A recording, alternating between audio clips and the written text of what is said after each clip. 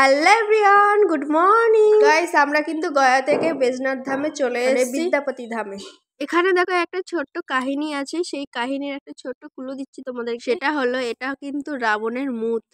সত্যি এটা হলো কিন্তু রাবণের মুখ, তোমরা কিছু মনে করো না।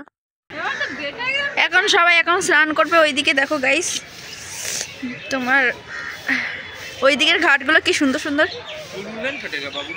না না ऐसे ही नहाएंगे। রোদটা এদিকে পড়ছে না। তারপর কিন্তু সবাই মিলে আমরা মন্দিরে চলে এসেছি। গাইস দেখো মন্দিরের চারিদিকটা কি সুন্দর না, সব কিন্তু শ্বেত পাথরের তৈরি, শ্বেত পাথর। আর এইদিকে এতটা ভিড় কি বলবো তোমাদেরকে, তাও দেখো। আর এইদিকে কিন্তু এই যে লাল সুতোগুলো বেঁধে রেখেছে, এগুলো সব ফেলবে এইদিকে চারিদিকে।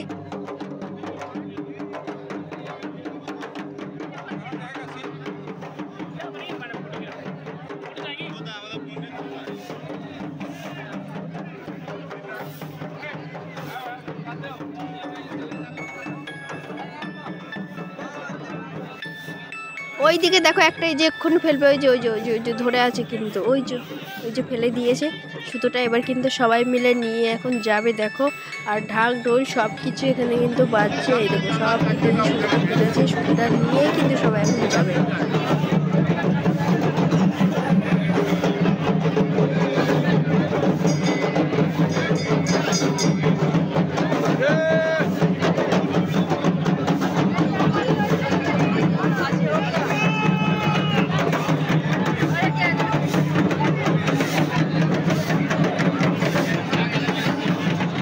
এইদিকেও কিন্তু একটা ফেলে দিয়েছে, ওই যে ওইদিকে দেখো, ওইদিকে একটা ফেলে দিয়েছে। কিন্তু আমরা খালি ভাবছি আমাদেরটা কখন ফেলবে, কখন।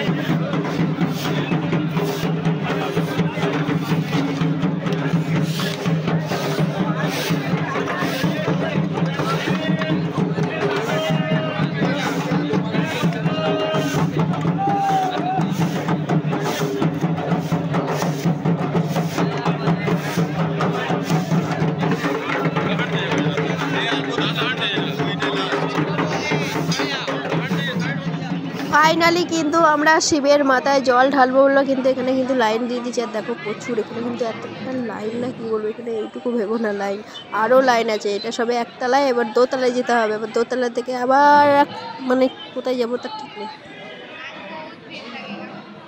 আবার ফার্স্টেই কিন্তু আমি আর আকাশ দুজনে লাইন দিয়েছিলাম। তারপরে এদিকে দেখো গৌরব আছে, গৌরবরা আসছে, তারপরে দিদি, তার বাবু, তারপরে কিন্তু বাবা আসে। আর বাবা আসার পর মা, দিদা, ওরা সব আসে।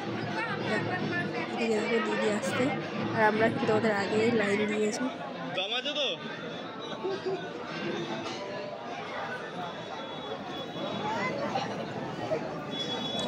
সরি ওটা আমি বলেছিলাম দোতলায়, কিন্তু দোতলা নেই, আমরাই দোতলার উপরে ছিলাম। উঠতে দোতলায় উঠে গেছে। এবার আবার দেখো নিচের তলায় যাচ্ছি, দেখতে পাচ্ছ ওই দেখো সিঁড়িগুলো।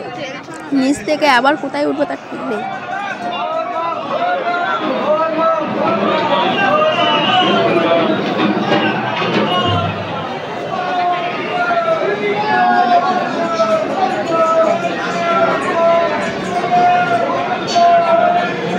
ভিডিওটা কিন্তু আমি এই পর্যন্ত স্কিপ করছি, কারণ হলো মন্দিরে যেহেতু অ্যালাউড নেই ফোন। এই যতটুকু পেরেছি তোমাদের সাথে শেয়ার করেছি।